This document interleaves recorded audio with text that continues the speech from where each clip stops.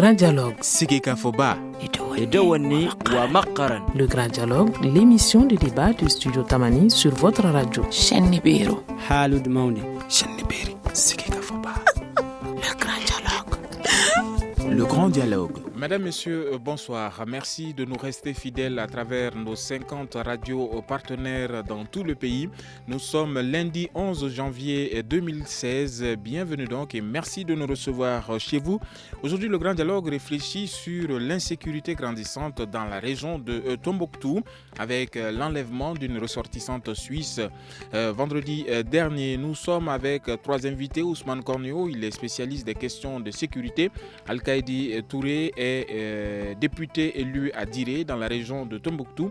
Nous aurons en ligne Serge Daniel pour ses éclairages. Il est écrivain, il est également journaliste et spécialiste du terrorisme dans le Sahel. Merci à vous pour votre disponibilité.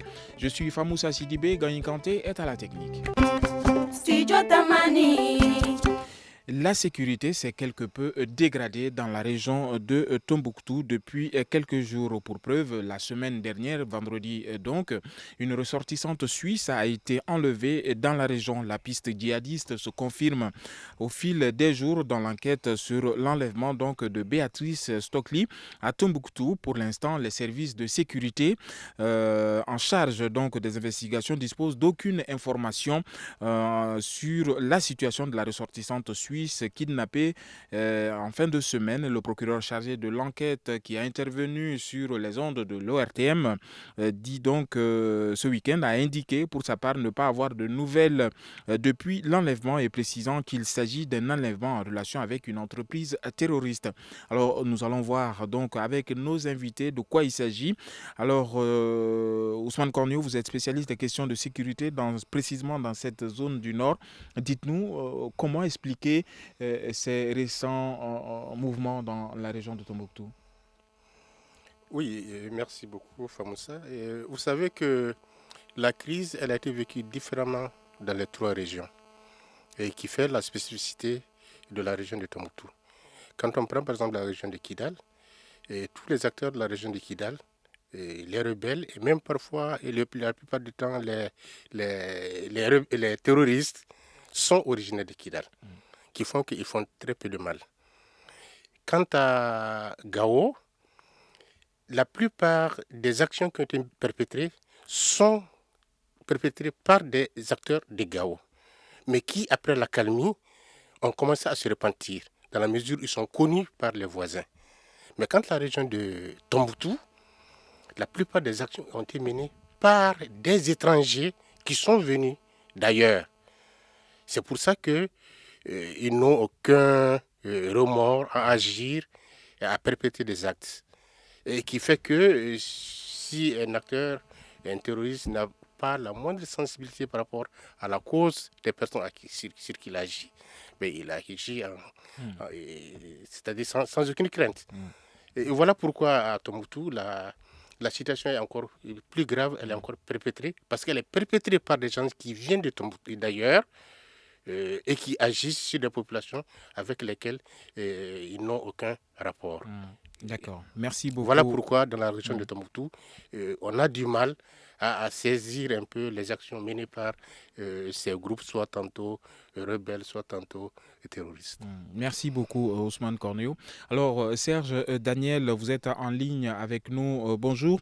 Aujourd'hui, c'est Tombouctou qui est visé par ce rapt donc de la ressortissante suisse. Il y avait quelques accalmies dans la région. Si on fait fi donc des quelques situations de violence qu'il y avait entre Goundam et plus au sud Nampala et Ségou, mais la ville de Ségou était la ville de Tombouctou était relativement calme jusqu'à ce rapt. Qu'est-ce qui explique ce regain de tension?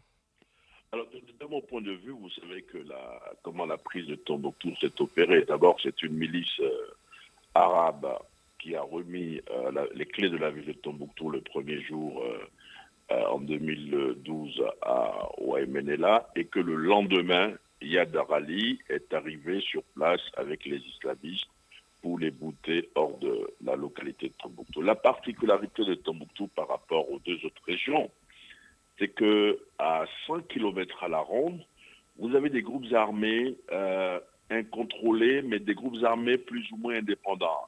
Si vous allez à Ber, vous avez des groupes armés.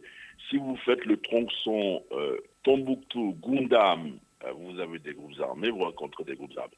Je veux dire qu'il y a plusieurs groupes armés de moyenne dimension dans cette zone-là, ce qui fait que c'est difficile de les contrôler tous. Et si vous faites attention, la première fois que le patron militaire de la MINUSMA a failli tomber dans une embuscade, en tout cas son convoi a été bombardé, c'était sur l'axe Tombouctou-Goundam. Donc il y a beaucoup de groupes là-bas. En plus, le téléphone fonctionne plus facilement dans ces localités parce que vous savez, parfois vous entendez à Néfis, il n'y a pas de téléphone, à Kidal, la ligne est coupée, alors qu'à Tombouctou, les moyens de communication existent. Je pense que ça, c'est important. Mais l'autre raison également, c'est que, vous savez, Tombouctou, là où l'enlèvement a eu lieu, c'est le quartier nord, à Baradjou. Quand on dit oui, c'est un quartier dangereux, il faut relativiser les choses. Oui, c'est un quartier dangereux, mais vous savez, on sait de plus en plus ce qui s'est passé aujourd'hui. Elle a été enlevée, la Sucette a été enlevée, Béatrice, clé. Il semble qu'on l'aurait gardée à l'intérieur de Tombouctou et que les gens aient attendu le lendemain pour sortir discrètement à bord d'une voiture banalisée. Ça veut dire quoi? Que même si la zone est déserte, le quartier Baradjou, là où elle a été enlevée, mais il y a quand même un dispositif de sécurité dans cette zone-là. Vous avez, et pour terminer, 3 ou 2 composantes essentielles à Tombouctou. Vous avez l'armée malienne, vous avez les forces de la MINUSMA. Mais l'autre chose que j'aimerais dire, c'est qu'on n'a pas assez de troupes à Tombouctou, ce qui fait que l'insécurité est difficile à maîtriser. Il n'y a pas assez de patrouilles. Les patrouilles s'arrêtent un peu plus tôt que prévu. Donc voilà ce que je pense. Merci beaucoup Serge Daniel. Restez avec nous car l'émission ne fait que commencer. Alors Alkaïdi Touré, vous êtes député élu donc à Diré dans la région de Tombouctou. Aujourd'hui, comment expliquer ce genre d'événement en présence des forces étrangères dans votre région? Merci beaucoup, M. Sidibé. Je dis bonsoir à tous les auditeurs de ces radios partenaires et particulièrement ceux du Cercle de Diré. Et moi, je crois que l'analyse qui a été faite par Cornio et celle qui a été faite par Charles Daniel montre tout simplement qu'un désintéressement et un dispositif, et qu'il n'y a pas un bon dispositif pour la sécurisation des populations, c'est tout. Il n'y a pas d'autre explication. Ce problème au niveau du Nord, c'est un problème purement raciste. C'est tout. C'est à Tombouctou, mais à Kidal, parce que là-bas, ils sont avec les autres. C'est parce qu'ils sont ensemble. C'est toujours, chaque fois qu'il y a eu des attaques au niveau de toutes les régions, c'est toujours des Noirs qui sont attaqués. Qui dit moi, je dis que le Mali là est colonisé aujourd'hui, même plus colonisé qu'avant. Et je le dis à Charles Daniel, chaque fois on touche à un hameau Touareg, je ne dis pas d'aller attaquer des Touaregs. Mais c'est tous les médias français qui disent n'importe quoi. Mais quand il s'agit des Noirs, ils ne disent rien, on massacre tous les jours les Noirs. Il y a un problème raciste dans cette histoire. Il faut voir, il y a plus de 2000 Mauritaniens qui sont là il y a plus de 20 ans, qu'on ne reconnaît pas tout simplement parce qu'ils sont noirs. Mais les bases arrières des rebelles sont où? C'est en Mauritanie, c'est en Algérie, c'est partout. Il ne faut pas qu'on vienne nous raconter quoi que ce soit. On ne met pas de dispositif tout simplement parce qu'il n'y a que des Noirs là-bas, ça ne les intéresse pas. Sinon, on ne peut pas nous dire que Barkhane, avec tous les renseignements que la Barkhane a, tous les renseignements que la MINUSMA a, qu'on ne peut pas sécuriser une ville et qu'on vient, on enlève des gens, on va, le lendemain, on ne les voit pas, le lendemain, on ne les voit pas. Alors qu'en France, où on peut se cacher, où il y a des endroits où on peut se cacher, il suffit qu'il y ait un événement tout de suite, on met les grappins sur les auteurs. Non, je dis, il y a dans le problème du Nord, je le dis, je resterai constant. Il y a des non-dits là-dedans. Et tant qu'on ne connaîtra pas ces non-dits, on continuera à divaguer. À Tombouctou, il n'y a rien d'autre qu'il n'y a pas à Kidal. Il n'y a rien d'autre qu'il n'y a pas à Kidal. Les gens qui sont là ne sont pas de bonne foi. Je le dis et je le répète. Si demain je sors ici qu'on me coupe la tête, je le dis, ils ne sont pas de bonne foi. Ils ne sont pas venus pour nous, ils ne sont pas venus pour la sécurisation. Sinon, on dit les djihadistes, on dit les terroristes. Mais qui sont les propriétaires des industries d'armes? Qui fabriquent les armes? Qu'on arrête vraiment. Nous, on est fatigués. On est fatigués dans cette histoire-là. On est fatigués. Merci beaucoup, Al-Kaïdi. Alors, juste une précision, Serge Daniel ne représente pas un organe, mais c'est plutôt un spécialiste que nous avons aujourd'hui autour de la table. Je lui parle parce que non seulement il représente un organe, mais c'est un spécialiste. C'est le représentant de RFI. Je le dis haut et fort. C'est compris, Al-Kaïdi. Alors, Serge, nous allons retourner vers vous. Aujourd'hui, comment est-ce qu'on peut comprendre que ce genre de situation survienne en présence donc toujours des forces étrangères et même de l'armée malienne à Tombouctou? Alors, je vous remercie de faire la remarque parce que je ne suis pas là comme RFI, je suis là parce que vous dites, bon, je suis spécialiste, disons que je suis familier à ces problèmes, mais je suis aussi noir que celui qui vient de parler et que s'il veut personnaliser le débat, moi je m'en vais immédiatement parce que je ne viens pas pour personnaliser le débat. On peut ne pas être d'accord, mais il faut que ça soit très très clair là-dessus. Je suis aussi noir que lui.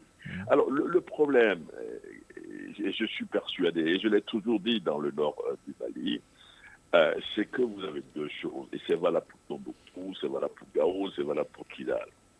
Vous avez un mandat des forces onusiennes qui n'est pas un mandat qui permet de lutter efficacement contre le terrorisme sur le terrain.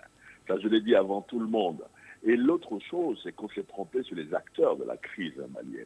J'étais l'un des rares au début, si vous reprenez des discussions, j'ai écrit 3 livres là-dessus. J'étais le premier à dire que ce n'était pas le MNLA, c'est-à-dire le Mouvement National de Libération de l'Azawad, qui était en train d'attaquer le Mali. C'était le Mouvement National de Libération de l'Azawad avec des islamistes, des terroristes qui étaient en train d'attaquer le Mali. J'étais l'un des premiers à le dire.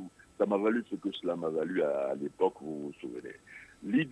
Mon idée, c'est que il n'y a tant que les Nations Unies, les forces internationales, ne vont pas composer des unités d'élite pour lutter contre le trafic d'armes, pour lutter contre le trafic de drogue, parce que c'est ça le problème. Aujourd'hui, un pick-up de cocaïne rapporte l'équivalent de 40 pick-up de cannabis. Donc c'est vraiment important. Tant qu'il n'y aura pas toutes ces structures-là, je pense qu'on ne s'en sortira pas. Et c'est ce que je pense et c'est ce que j'ai toujours dit. Le mandat onusien n'est pas un mandat robuste pour pouvoir aider le Mali à sortir sortir du labyrinthe dans lequel il est. Il faut un mandat plus robuste et il faut des forces plus offensives pour protéger les populations, également pour lutter contre le trafic. Et pour terminer, l'autre chose, c'est que la responsabilité de la sécurité dans le nord du Mali incombe d'abord aux Maliens. Il appartient également à l'armée malienne qui est en pleine recomposition. Il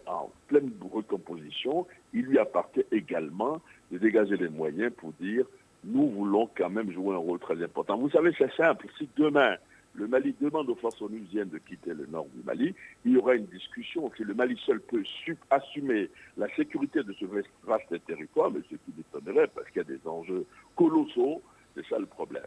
Donc voilà ce que je pense de la situation. Merci. Nous sommes en train de tourner en rond parce qu'il faut un mandat plus robuste pour pouvoir assurer la sécurité dans le nord du Mali. Merci Serge. Daniel, nous allons observer une courte pause. Vous écoutez Studio Tamani, votre avis nous intéresse. Écrivez vos commentaires et suggestions sur la page Facebook et dialoguez avec nous. Studio Tamani, c'est aussi les réseaux sociaux. Studio Tamani, c'est les réseaux sociaux, c'est notre compte Twitter, c'est notre page Facebook, mais c'est également notre site web www.studiotamani en un seul mot.org où vous pouvez avoir accès à tous nos infos depuis le début donc de cette journée et même plus. Aujourd'hui, nous réfléchissons sur l'insécurité grandissante à Tombouctou avec cet enlèvement vendredi dernier d'une ressortissante suisse à Tombouctou. Également, nous allons évoquer dans cette deuxième partie les donc des 3 jeunes devant une radio toujours à Tombouctou. Alors, juste avant d'entamer cette deuxième partie, Ousmane Kornio, aujourd'hui, la situation de la localité de Ber, qui est toujours sous le contrôle des groupes armés, est-ce qu'on peut y remédier, vu sa proximité avec la ville de Tombouctou et les antécédents qu'on connaît à cette localité et à ses occupants? Est-ce qu'on peut y remédier? Oui, vous savez, merci. Vous savez que la ville de Ber représente un point stratégique pour les rebelles et pour les narcotrafiquants. Vous savez que Ber qui est seulement à quelques kilomètres ce de n'est la pas ville, seulement à hein. quelques kilomètres. Ber se trouve le bac par lequel les terroristes ou les rebelles traversent du nord vers le sud. Le bac se trouve à Ber. Tous les bacs qui sont sur le fleuve du Niger sont contrôlés par des éléments maliens, sauf le bac de Ber. Et moi, je suis de Kouana. Après toutes nos enquêtes, toutes les pick-up qui ont traversé du nord vers le sud pour venir attaquer Kouana ont traversé par Ber. Donc Ber a toujours été une ville rebelle. Et les gens, ils gardent Ber pour leur entrée dans le sud et pour leur sortie du sud vers le nord. Qui fait que Ber est une ville rebelle, c'est une zone rebelle. Et que les gens, ils le savent, mais est-ce qu'ils ferment les yeux là-dessus, dans la mesure où tout le monde sait que si on ferme la porte de Ber, entre le sud et le nord, on peut sécuriser et on peut contrôler le trafic et des mouvements rebelles et des mouvements terroristes. Mais je ne sais pas pourquoi on laisse le bac à Ber, bien, à la merci des rebelles qui traversent comme ils veulent, qui attaquent et qui se replient comme ils veulent. Ber est à quelques kilomètres de Kidal, non, pardon, de Tombouctou. Ber a toujours été rebelle. Moi, j'ai mené une activité, un projet de récupération des armes légères dans la région de Tombouctou. J'ai travaillé avec Ber et j'ai constaté qu'en fait, les gens qui sont à Ber ont une double face. Tantôt, ils ont toujours été tantôt maliens, tantôt retournés vers le nord, bien, avec des activités de non-dit de trafic, dans la mesure où on connaît que la ville de Ber, le centre de Ber, est le centre le plus riche, bien, des communautés arabes dans la zone. D'accord. Qui fait que Ber, c'est vraiment une particularité. Je crois qu'il doit être géré très particulièrement dans la situation que nous vivons. D'accord. Alors, quelle est l'influence de Ber sur la ville de Tombouctou, Al-Kaïdi? C'est exactement l'explication que Cornio vient de donner. Mais moi, je vais réagir à ce que Serge a dit. Moi, je lui présente mes astuces. Il croit que j'ai personnalisé le problème. Je n'ai pas personnalisé. Mais je veux que la RFI aussi traite les informations de la même manière, que ce soit des Noirs, que ce soit des violets, que ce soit des Blancs. Voilà, ceci est dit. Ceci étant, moi, je dis que j'adhère exactement au propos du Cornio. Et je voudrais revenir en arrière aussi pour dire à Serge que moi, je ne comprends même pas la mission de la MINUSMA. Parce qu'on nous dit que la MINUSMA est là pour sécuriser les personnes et leurs biens. Vous ne pouvez pas sécuriser des personnes et des biens quand vous ne pouvez pas empêcher à ceux qui doivent attenter, que ce soit des rebelles, c'est-à-dire des milices noires qui veulent attaquer des hameaux tamashek et vice-versa. Dès l'instant que vous ne pouvez pas empêcher que ces populations soient atteintes, que leurs biens soient atteints, moi je ne sais même pas la mission de la MINUSMA. Que je ne comprends pas. Et c'est ce que je leur ai dit. J'ai dit que quand on avait attaqué la MINUSMA, le camp, on a brûlé leur camp à Kidal, ils n'ont pas tiré sur les enfants. Mais pourtant, ils ont tiré sur les enfants à Gao. Ça, c'est 2 poids 2 mesures. Alors, la situation de Gao dont vous parlez, qui a été donc sanctionnée, une enquête a été ouverte et les auteurs ont été sanctionnés. Alors, Serge, Daniel, revenons sur cette situation de Ber avant de clore définitivement cette première partie. Et quelle est l'influence sécuritaire de Ber sur la ville de Tombouctou?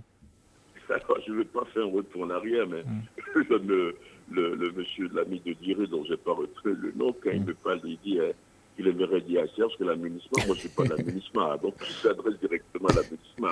Encore une fois, ne personnalisons pas le débat, je ne suis pas là pour représenter la MINUSMA, c'est mon point de vue sur la question. Voilà. Maintenant, pour revenir à Ber, et ça c'est pas nouveau.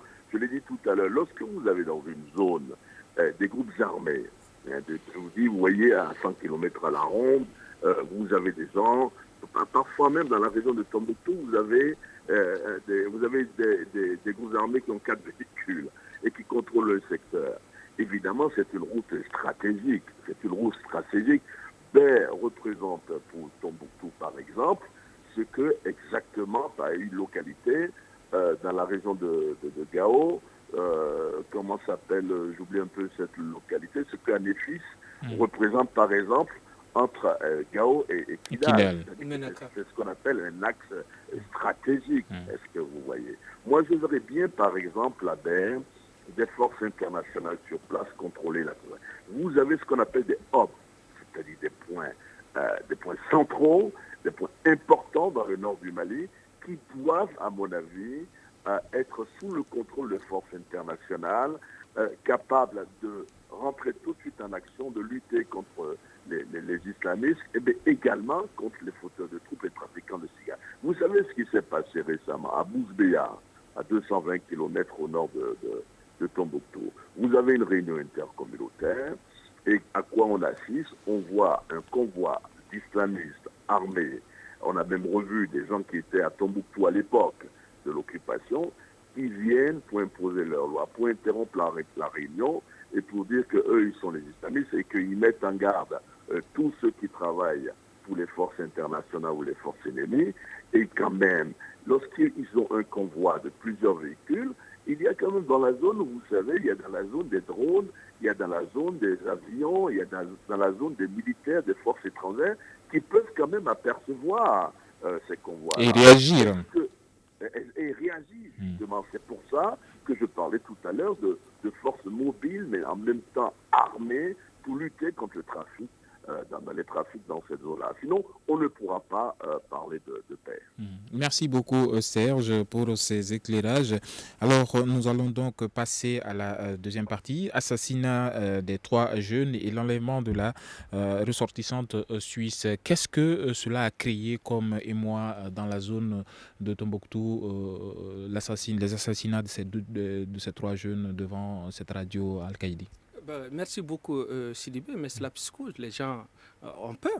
Ils ont absolument peur parce qu'on est venu assassiner 2-3 jeunes à l'intérieur de la ville et jusqu'à présent, ils courent. Jusqu'à présent, ils courent. Personne ne sait ce qui s'est passé. C'est ça le drame. Et quand on me parle de patrouille, mais l'armée malienne est aussi emprisonnée que le Mali est emprisonné au nord. Hein. Nous sommes tous au Mali, là. Le Mali n'existe pas au nord. Ça, il faut qu'on le dise clairement. Donc l'armée est emprisonnée. L'armée ne peut rien faire.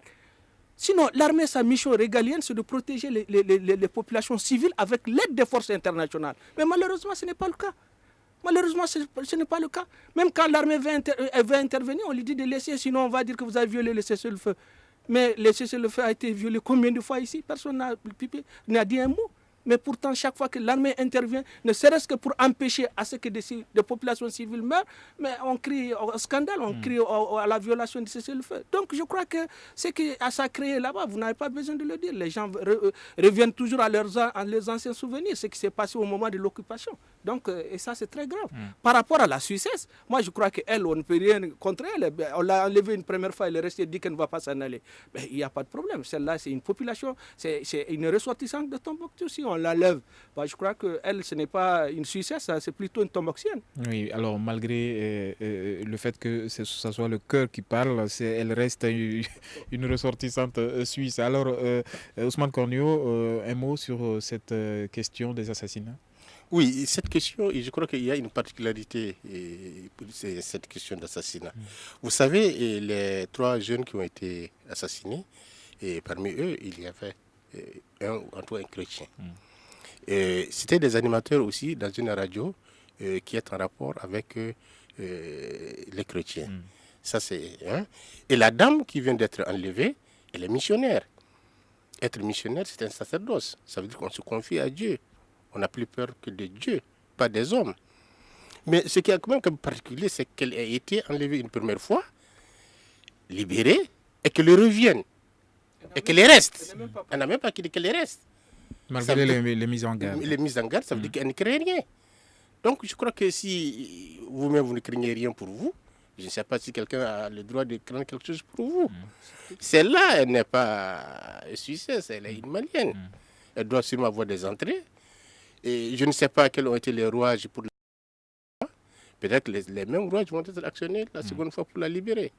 Mais ce qu'il y a, c'est quand même que ces 2 structures, c'est-à-dire elle, la missionnaire et son habitation, et ses activités, et la radio, et plus ses acteurs, devraient quand même bénéficier d'une sécurité particulière. dans la mesure où on sait que la zone est effritée des djihadistes. Et ces djihadistes-là luttent aussi bien pour l'expansion de leur idéologie musulmane particulière, mais aussi contre toute autre idéologie contraire, dont une idéologie chrétienne. Alors, Serge, Daniel, j'aimerais revenir sur cette question de l'enlèvement de la ressortissante suisse. Elle a été enlevée une première fois et la médiation burkinabé avait permis sa libération au moment où le dialogue était encore possible avec certains acteurs islamistes. Aujourd'hui, est-ce qu'il faut craindre pour que la situation soit davantage plus compliquée qu'avant? Alors, je vais faire remarquer une chose. Vous voyez, ceux qui ont été enlevés, si c'était, permettez l'expression, si c'était pour la battre, il l'aurait abattu. Hein. Il l'aurait abattu si c'était pour la battre. Donc l'objectif n'était pas de la tuer immédiatement. L'objectif était de l'enlever. Donc l'enlever, c'est probablement parce qu'ils ont une revendication. Or, la marque de Al-Qaïda au Maghreb islamique, c'est d'enlever des otages et de les libérer contre le paiement d'une rançon. Donc, il y a un faisceau de présomption, à mon avis, qui tolère la thèse selon laquelle ceux qui l'ont enlevé sont aussi un peu otages de la situation. Si c'est directement Al-Qaïda ou si ce sont des sous-traitants d'Al-Qaïda plutôt, d'après ce qu'on apprend. Donc, à mon avis, ça n'engage que moi, sa vie immédiatement n'est pas en danger parce que vous savez, la règle, c'est qu'ils vont faire une revendication. Il n'y a pas eu encore de revendication claire là-dessus, mais ils vont faire probablement une revendication et ensuite ils vont commencer à négocier pour obtenir quelque chose pour la libérer. Si vous faites attention, elle est libérée lorsqu'elle était enlevée. Le lendemain, Al-Qaïda au Maghreb islamique a diffusé les photos de 2 otages qu'ils détiennent. Et la coïncidence est quand même troublante. Est-ce que, en disant justement au gouvernement européen, au gouvernement, nous sommes originaires de ces otages-là, ces 2 otages, écoutez, il faut satisfaire immédiatement à nos revendications. Alors, est-ce que c'est une manière de dire, nous sommes prêts à libérer les 2 autres contre paiement de rançon, contre libération de nos de djihadistes arrêtés dans des pays du Sahel, mais au même moment, on prend un autre otage pour avoir toujours quelque chose en main. Donc, bref, pour me résumer, dans l'immédiat, je ne suis pas inquiet de la sécurité de Mme Béatrice Stockley, parce que si l'objectif était de la tuer dès le départ, ils auraient pu la tuer à Tombouctou. Est-ce que vous voyez? Mais si on l'enlève, c'est probablement pour revendiquer quelque chose. Mais cela dénote quand même de l'instabilité qui règne toujours dans le coin, puisque à Tombouctou, dans la région de Tombouctou, ce qui se dit, c'est que Yehya Abou Hammam, qui est le chef d'Al-Qaïda dans le nord du Mali, il serait dans cette zone-là, et donc l'insécurité est quand même quelque chose de très présent toujours dans la région de Tombouctou. C'est l'analyse que j'aimerais bien faire. Alors, Serge, le fait que la ressortissante soit aujourd'hui une femme, est-ce que cela va à son avantage? Ce n'est pas la première fois qu'ils enlèvent des femmes. Ils ont enlevé plusieurs femmes, des touristes, notamment, je me souviens d'une Allemande, elle avait 73 ans, elle a été battue, elle, par exemple. Ils ont enlevé aussi une ressortissante espagnole en Mauritanie, qu'ils ont ramené dans le nord du Mali. Est-ce que c'est un avantage? Généralement, c'est un avantage. Mais il faut savoir que des femmes ont été brutalisées. Mais c'est un avantage parce que tout de suite, ce qui va se passer, c'est qu'ils vont l'isoler. Et ils veulent quand même jouer sur l'opinion. C'est-à-dire que quand la Suisse va apprendre, par exemple, malgré l'imprudence de Béatrice, mais quand la Suisse va apprendre que c'est une femme qui a été enlevée, vous voyez, l'opinion va jouer probablement... ça va jouer sur la réaction du gouvernement suisse qui va se dire non seulement c'est une ressortissante suisse, mais c'est une femme et donc il faut qu'on évite aux négociations. Donc à mon avis, c'était assez calculé de l'enlever, visiblement par des sous-traitants qui vont entre guillemets la revendre et je pense que dans les jours, peut-être dans les semaines qui suivent, on devrait pouvoir avoir de nouvelles directes de Mme Béatrice Stockley. Merci beaucoup, Serge. Merci à vous, messieurs. Nous allons observer une courte pause. Une réaction, un avis, un commentaire. Réagissez sur la page Facebook de Studio Tamani et restez connectés avec nous. Studio Tamani sur les réseaux sociaux pour vous faire entendre. Studio Tamani réfléchit aujourd'hui sur l'insécurité grandissante à Tombouctou, cet enlèvement et les assassinats des trois jeunes. Alors Serge, nous allons terminer cette phase avec vous. Vous ne vous êtes pas prononcé sur les assassinats des trois jeunes. Qu'est-ce que vous en dites? Alors, c'est un peu ambigu. Pour le moment, tout à l'heure, j'ai entendu une analyse que je partage en partie. Tombouctou est quand même vaste. Vous savez qu'ils ont été assassinés le jour où le chef d'état-major des armées maliennes, l'armée malienne était en visite à Tombouctou. Donc, supposons, c'est évident que la sécurité était renforcée. Vous avez quelqu'un qui vient à pied, qui est armé, qui tire sur des gens devant une radio. Il y a la nature de la radio. Une radio qui a des rapports, la radio catholique chrétienne de Tombouctou, comme on l'appelait. Ensuite, c'est un animateur, donc c'est un journaliste. Est-ce que c'est un djihadiste qui l'a fait? Est-ce que c'est un terroriste? C'est un acte terroriste de toutes les manières.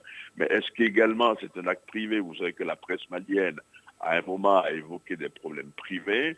C'est seulement l'enquête, à mon avis, qui peut le prouver.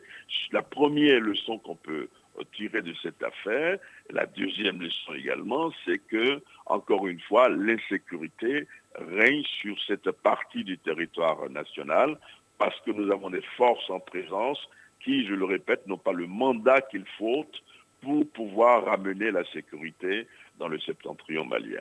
Merci beaucoup Serge. C'est donc tout pour cette partie sur les assassinats et le rapt de la ressortissante suisse. Nous allons voir maintenant avec nos invités comment sécuriser, quelles sont les pistes possibles pour mieux sécuriser la ville de Tombouctou et de façon générale la région de Tombouctou. Al-Kaïdi, est-ce que vous avez une idée sur la question et quelles sont les propositions que, par exemple, l'opposition a faites à la majorité allant dans ce sens? Aujourd'hui, s'il y a des solutions, il faudrait d'abord dire que la première solution, c'est qu'on a signé l'accord pour la paix et la réconciliation. Il faudrait qu'on vienne au cantonnement et au désarmement. Ça, c'est la première solution. Si ça c'est fait, je crois que des individus isolés, même si c'est des djihadistes, ne peuvent pas braver et Barkhane et l'amunissement et les forces maliennes. Et qu'on laisse au moins, comme Serge l'a dit, le rôle de la sécurité des populations revient à l'armée. Mais je vous dis que l'armée elle-même est emprisonnée. Elle n'a pas les mains libres. Si l'armée avait les mains libres, avec l'assistance des forces internationales, je crois qu'aujourd'hui, le problème du Nord serait terminé. Mais malheureusement, l'armée est cantonnée. Elle ne peut pas se mouvoir. Ceux qui peuvent le faire aussi ne le font pas à hauteur de souhait parce que je crois que, comme Serge l'a dit, il revient, il dit qu'il n'est pas l'avocat, il n'est pas le représentant de l'aménagement. Encore, il parle de l'aménagement. Moi, je dis, quelle que soit la robustesse de machin qu'on va donner à l'aménagement, tant qu'elle n'est pas elle-même décidée à intervenir et à bien intervenir, je crois que le problème ne sera pas résolu. Donc aujourd'hui, il faut mettre les forces de sécurité, il faut leur donner suffisamment de moyens et il faut faire des stratégies pour chaque fois circonscrire le problème. C'est ça. Il faudrait qu'on laisse l'armée libre. Mais au nord, tant qu'il n'y aura pas le cantonnement, le désarmement, je crois que le problème restera entier.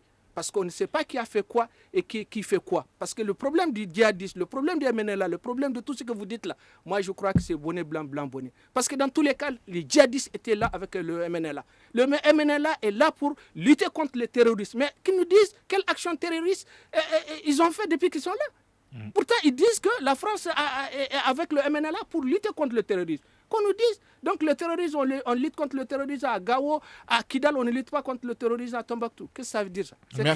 Quelle est cette manière-là? Quelle est cette stratégie? Merci Al-Kaïdi pour ces éclairages. Alors Serge Daniel, aujourd'hui, cette question de comment sécuriser la région de Tombouctou peut paraître singulière, mais il y a également les deux autres régions, Gao et Kidal. Aujourd'hui, est-ce que la situation, si elle continue, sera-t-elle tenable?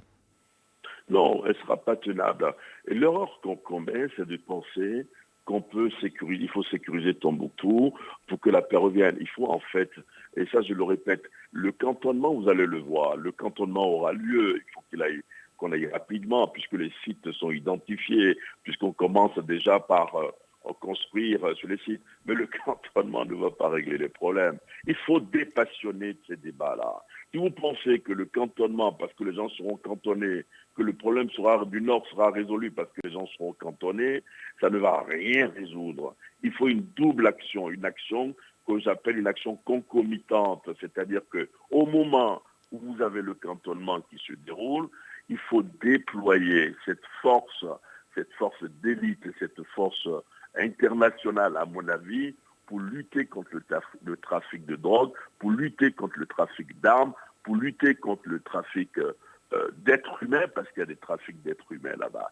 Si vous n'avez pas cette force internationale, de manière permanente d'ailleurs, pour lutter contre tous ces trafics, pas seulement dans le nord du Mali, parce que le Niger est frontière avec les Libyens, etc., le Tchad est non loin.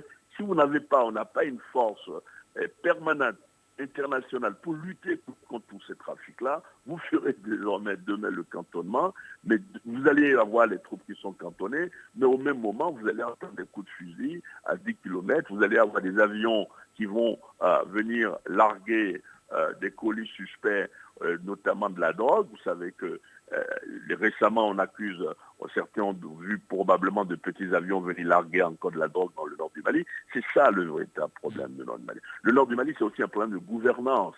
Le nord du Mali, c'est un problème de gouvernance également, de vision pour tout un pays. Il y a tout cela. Donc le cantonnement est un élément important, et j'en aurais terminé, mais ce n'est pas un élément suffisant pour ramener la paix dans le nord du Mali. Alors, Serge anticipe donc ma question. C'était celle qui vous est destinée, Ousmane Cornéo. Aujourd'hui, est-ce que le cantonnement, le désarmement et cette réinsertion tant attendue sont les véritables solutions à cette insécurité dans l'ensemble des trois régions du Nord? Oui, je crois que c'est une partie de la solution. Mais qu'on sache qu'en fait, que chaque fois qu'on annonce à l'issue d'une crise un cantonnement, on assiste à des actes de terrorisme, de banditisme, pour deux raisons. Une première raison, c'est qu'en fait, le poisson il n'a sa force que dans l'eau. Quand les groupes armés seront cantonnés et désarmés, et la seule force qu'ils avaient de revendication, c'est les armes. Et c'était la mobilité également. La mobilité et puis les armes. Mais dès qu'ils seront désarmés, quelles seront leurs forces de revendication? Donc en fait, actuellement, où on est dans une situation ni paix ni guerre, ils ont d'abord un problème de survie. Il faut voir, je suis en train de réaliser une étude, comment les populations de la région de Kidal vivent aujourd'hui, comment les populations souffrent. On parle de trafic de drogue, mais ce n'est pas tout le monde qui fait le trafic de drogue. La majorité des populations souffrent et personne ne vient en secours.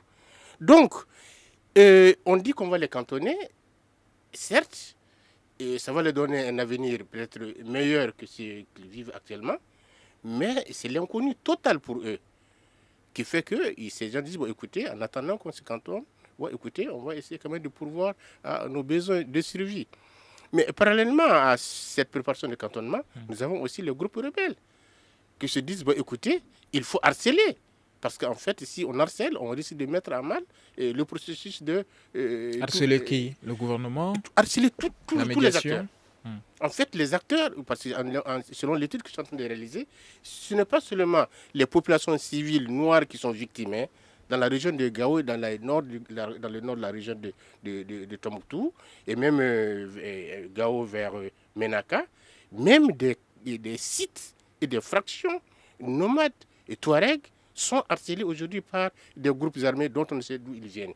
Donc, il fait qu'il y a tout un embrasement d'insécurité qui essaie de remettre des interrogations quant à la viabilité du cantonnement. Mais maintenant, je suis sûr que si on arrive à cantonner ces éléments, c'est une manière de déblayer et de balayer tous ceux qui resteront. Ce sont ceux qui ne sont pas pour la paix ou les terroristes. Alors, on donnera libre cours à l'opération Barkhane d'attaquer alors tous ceux qui sont déplacés, qui se déplacent dans la zone. Mais tant qu'on ne cantonne pas, ben écoutez, on ne sait pas ceux qui se déplacent, qui est rebelle, qui est terroriste, qui est djihadiste. Donc on est dans une situation de sursis actuellement, où on peut se déplacer librement avec son arme en attendant le cantonnement.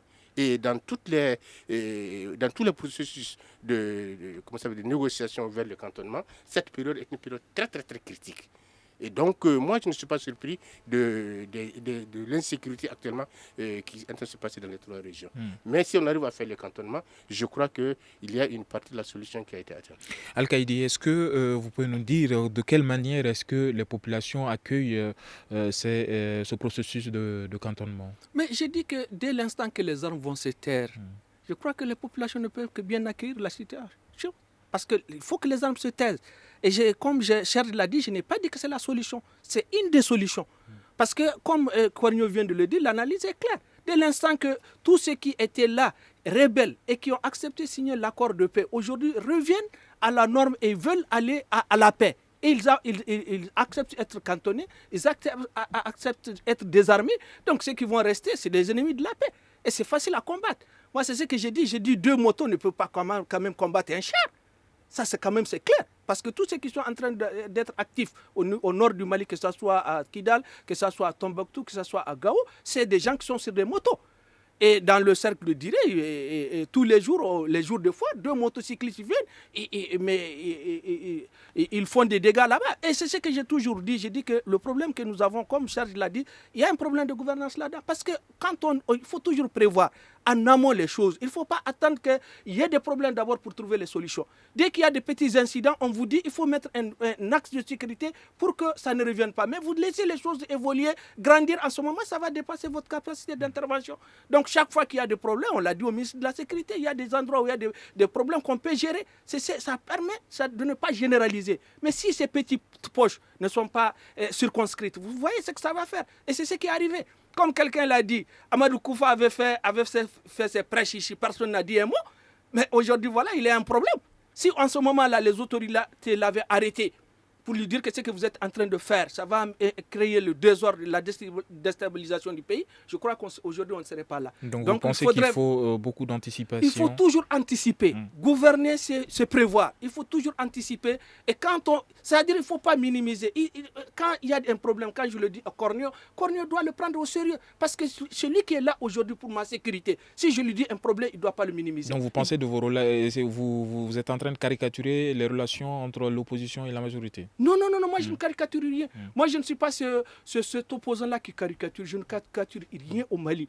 Parce que si le pays là va bien, c'est pour tout le monde. Ce n'est pas pour quelqu'un. Et c'est toujours ce que je leur ai dit. Je dis que quand il s'agit du Mali, il n'y a ni opposition ni majorité. Mais le problème est que c'est certains à la majorité qui croient que le fait aujourd'hui qu'ils ont la responsabilité de gouverner, ils croient qu'ils ont le droit de vie et de mort sur les autres. Moi je ne suis pas de ce principe. Merci beaucoup Al-Kaïdi. Alors une dernière question à Serge et pour mettre fin à cette émission. Alors Serge, une fois le cantonnement effectif aujourd'hui, quelle sera l'influence des groupes terroristes dans le Nord?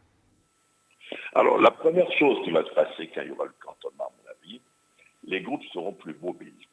Parce qu'ils vont savoir qu'il sera difficile de se dissimuler parmi les groupes armés. Parce que vous voyez ce qui se passe par exemple à Kidal. Le camp de l'administration est au sud de Kidal, vous avez les groupes armés, les islamistes qui viennent, alors que les groupes armés sont dans la ville, les islamistes viennent attaquer le camp de l'administration. Donc ça c'est... Mais l'autre chose, c'est que vous allez avoir les conflits, et ça c'est très important, le cantonnement sera une chose, mais vous avez les rapports intercommunautaires.